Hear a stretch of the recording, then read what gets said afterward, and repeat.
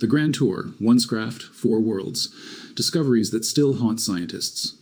There is a moon in our solar system that breaks every rule we have for how moons are supposed to work. It orbits backwards. Every other major moon in the solar system moves in the same direction as its planet's rotation. This one moves against it. A retrograde orbit so dramatic that scientists had only one explanation when they found it. This moon did not form here. It was captured. Pulled in from somewhere else, billions of years ago, locked into an orbit it can never escape. That moon is slowly dying. The same gravity that trapped it is now squeezing it, pulling it slightly closer every year, millimeter by millimeter, in a process that will end in roughly 3 billion years when the moon finally crosses a threshold called the Roche limit, and the planet's tidal forces tear it apart completely. The debris will form a ring around the planet for millions of years before eventually raining down on its surface. And here is the detail that should stop you cold. We have one set of close-up photographs of this moon, one mission, one flyby. And it happened in 1989, using a spacecraft built in the 1970s, running on hardware that engineers today look at with disbelief. Since that flyby, no probe has returned.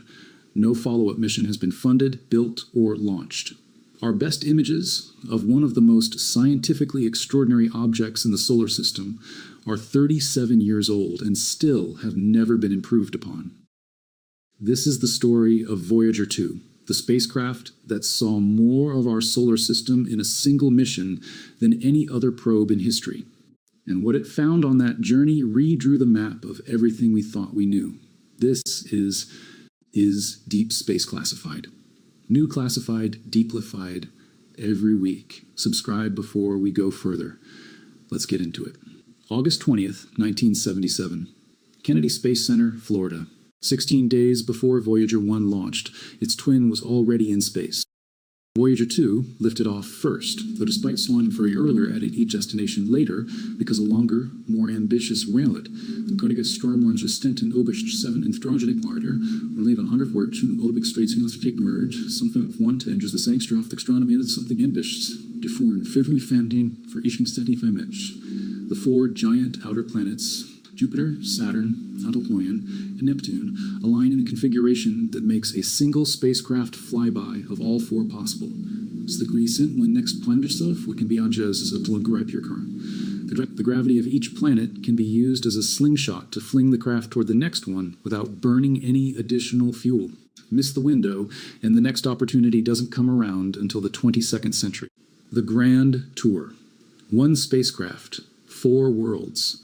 Discoveries that still haunt scientists. NASA called it the Grand Tour.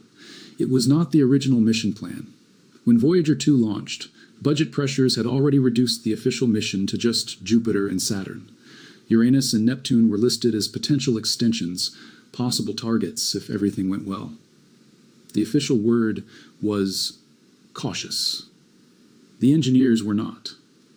Voyager 2 was built for the full tour, quietly, just in case. It passed Jupiter in July 1979, its cameras and instruments sweeping across the gas giant's cloud bands and volcanic moons in closer detail than humanity had ever seen. It found active volcanoes on Io, the first active volcanoes ever confirmed on a body other than Earth. It imaged Europa's fractured ice surface and saw, for the first time, hints of the liquid ocean scientists now believe exists beneath it. At Saturn, it found a ring system more complex than anything models had predicted. Braided rings, spoke patterns, gaps explained by the gravitational influence of small inner moons, shepherding the particles into place. Then, instead of going quiet, as the original budget had planned, Voyager 2 kept going. Uranus had never been seen up close. No probe had ever reached it. Every image ever taken of it from Earth was a featureless pale blue-green disk, the seventh planet, distant and boring, notable mainly for being unremarkable. Voyager 2 reached it on January 24th, 1986. What it found was not what anyone expected. The Grand Tour. One spacecraft, four worlds, discoveries that still haunt scientists. Uranus is tilted. Not slightly. Dramatically, catastrophically tilted. Its axis of rotation sits at 97.777 degrees from vertical, which means the planet is essentially rolling on its side as it orbits the Sun. Its poles point roughly toward the Sun and away from it, rather than its equator. Scientists believe something the size of Earth collided with Uranus billions of years ago and knocked it over, and it has been tumbling sideways through Voyager 2, photographed 10 previously unknown moons and 2 new ring systems. It measured temperatures approaching negative 224 degrees Celsius, colder than any other planet's atmosphere in the solar system. Colder even than Neptune, despite being almost 1 billion miles closer to the Sun. The reason for this anomaly is still not fully explained. Uranus appears to generate almost no internal heat of its own, unlike every other giant planet, and why that is the case remains an open question. But Uranus was not the destination scientists were most eager for. There was one more planet, the farthest, the coldest, the one that had waited longest in the dark. Voyager 2 pointed its antenna, fired its course correction thrusters, and kept going and kept going. Neptune had been discovered in 1846, not by telescope observation, but by mathematics. Astronomers noticed that Uranus was not moving exactly where it should be. Something was pulling it, something beyond it. They calculated where that something had to be, pointed a telescope at that location, and there it was. For 143 years after its discovery, Neptune remained a pale blue smudge in the eyepiece of every telescope on Earth. A dot. A mathematical certainty made visible but never truly seen. On August 25, 1989, Voyager 2 changed that. It approached Neptune at over 60,000 miles per hour, cameras spinning, instruments recording across every wavelength it was designed to measure. And what it transmitted back across 4.4 billion kilometers of space was something that stopped scientists mid-sentence. Neptune was alive. A massive dark storm system, the size of Earth, later named the Great Dark Spot, was churning in Neptune's southern hemisphere, a swirling pattern of clouds and atmospheric pressure that looked hauntingly like Jupiter's Great Red Spot, but moved faster, changed shape as they watched, and rotated in the opposite direction to the surrounding atmosphere. The Grand Tour. 1 spacecraft. 4 worlds. 4 worlds. Discoveries that still haunt scientists. And the winds.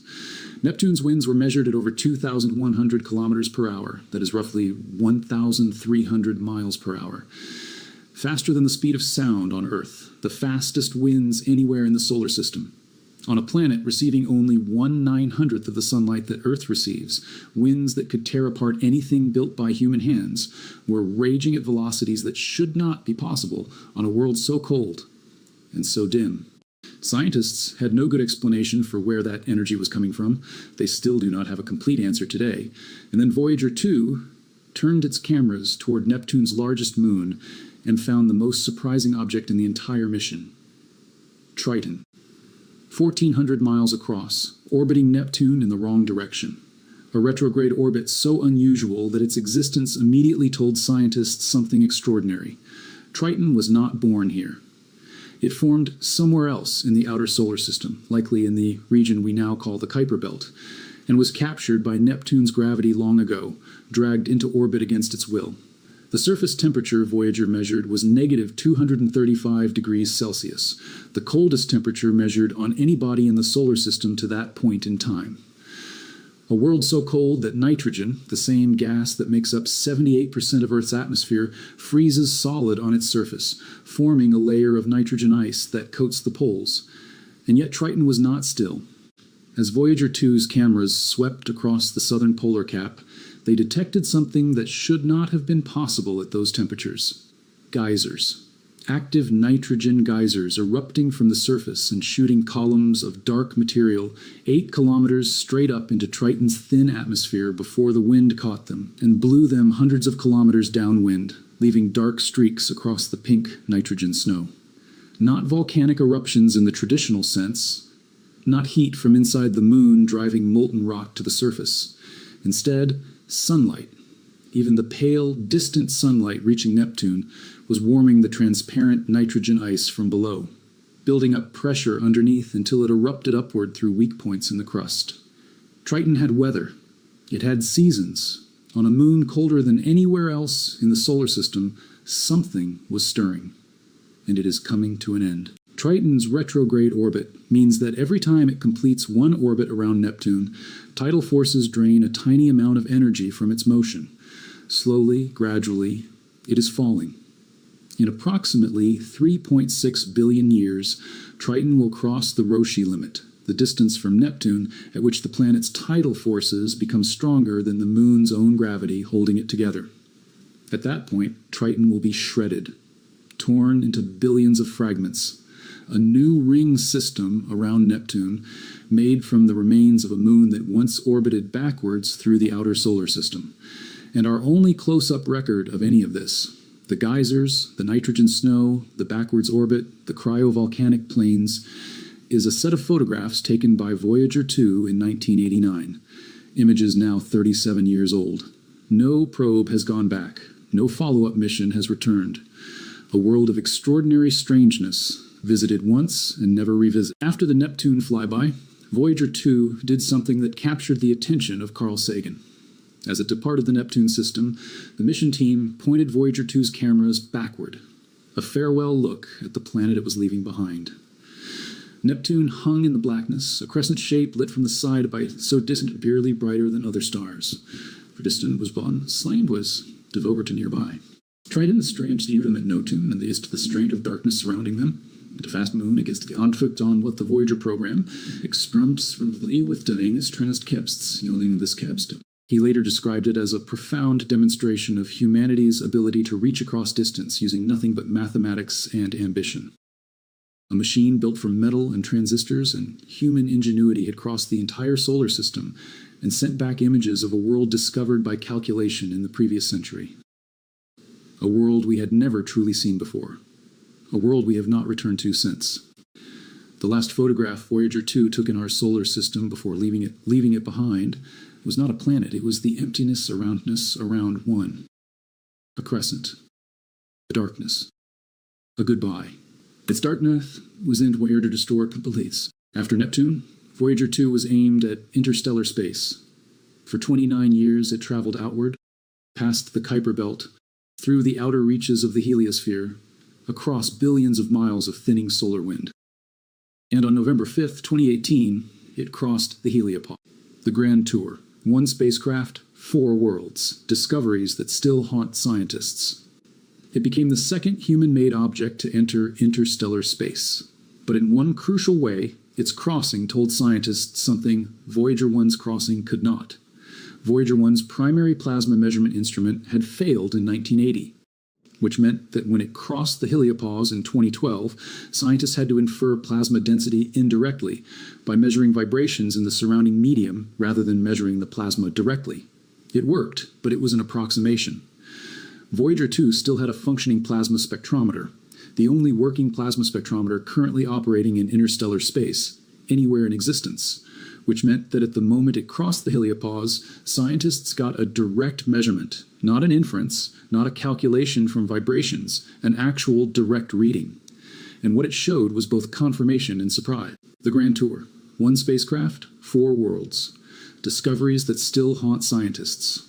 Confirmation. The plasma density outside the heliopause was denser than the models predicted, the same anomaly Voyager 1 had found, now independently confirmed from a completely different direction. Surprise. The temperature on the inside of the heliopause, the very edge of our solar system's protective bubble, was higher than predicted.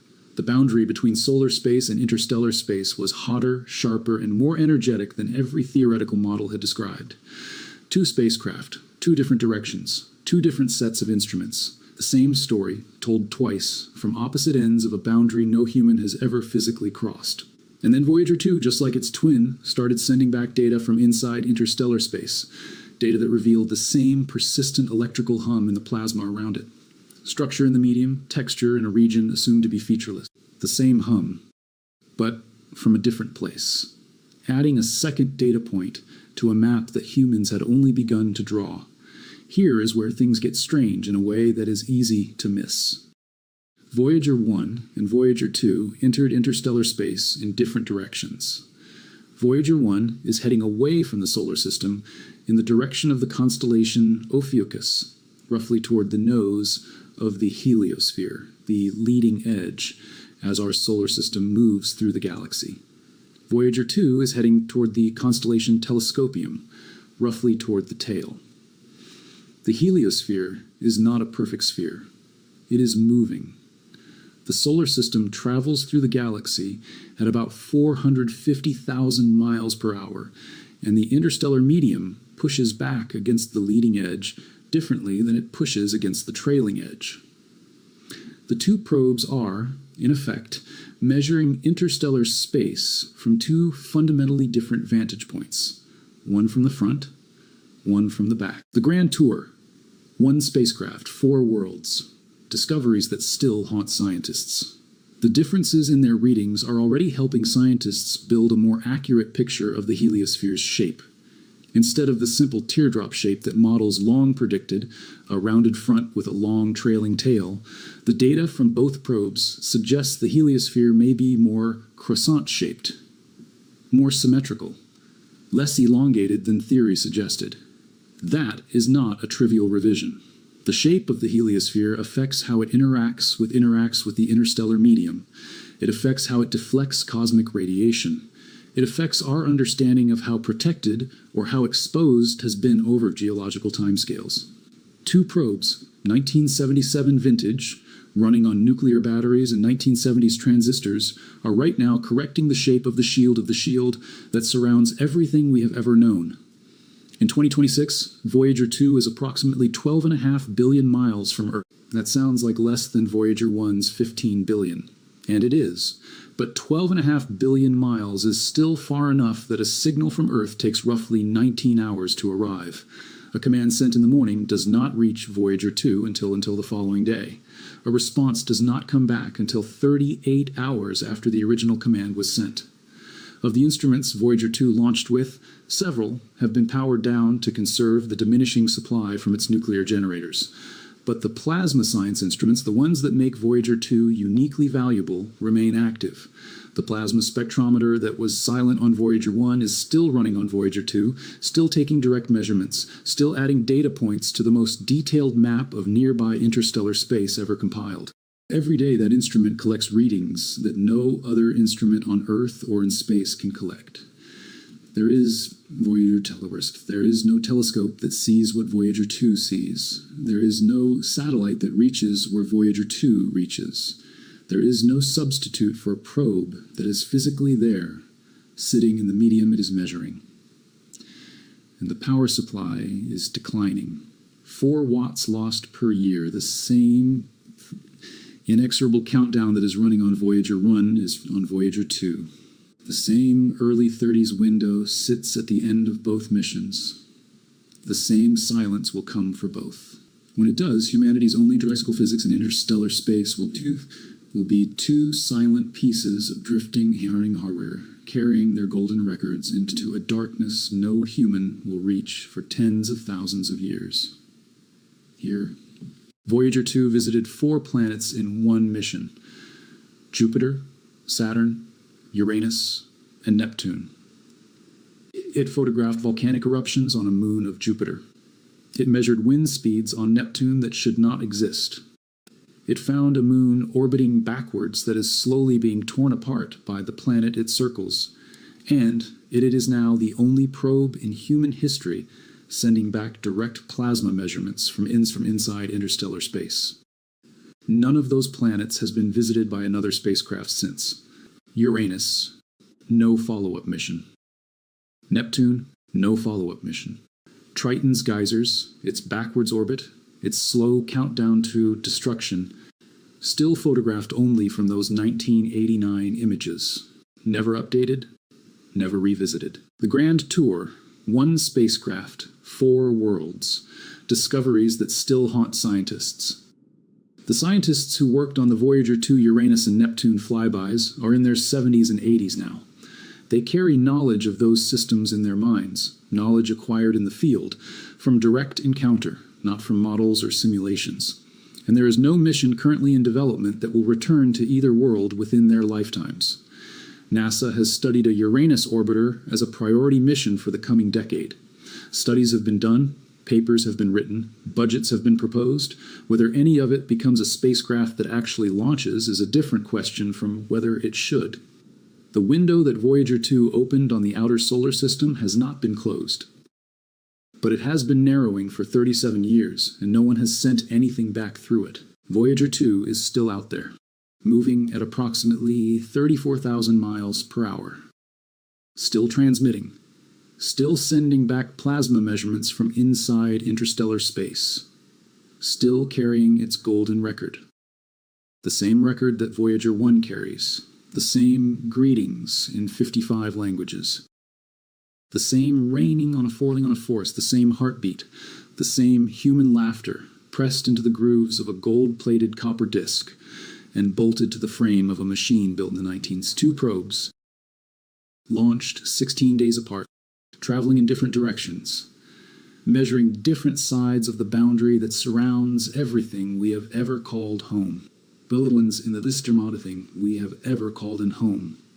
Both still alive in 2026, both nearing the end of what they can give us, something that will outlast and us. The Grand Tour, 1 spacecraft, 4 worlds, discoveries that still haunt scientists. The solar system they mapped during the Grand Tour is not the one scientists expected to find. The planets were stranger, the moons more varied and extreme, the boundaries more dynamic and complex than every pre-Voyager model had described. And interstellar space, the region they entered after leaving all of it behind, is stranger still. Not the quiet, featureless void the textbooks described. Something with texture. Something with structure. Something that hums. Voyager 1 told us that. Voyager 2 confirmed it. From the other side. One mission gave us Jupiter and Saturn. The other gave us Jupiter, Saturn, Uranus, Neptune, a backwards moon with nitrogen geysers, and the first direct plasma readings from interstellar space. Both missions were scheduled to end in 1981. Both are still going. The Grand Tour. 1 spacecraft. 4 worlds. Discoveries that still haunt scientists. If you want to know what comes next, what scientists are doing with the data Voyager 2 is still sending home, and what happens when both probes finally go silent, subscribe and turn on notifications. We're going deeper every week. And drop your answer in the comments. Of everything Voyager 2 found, the sideways planet, the fastest winds in the solar system, the backwards moon, or the interstellar hum, which one surprises you most?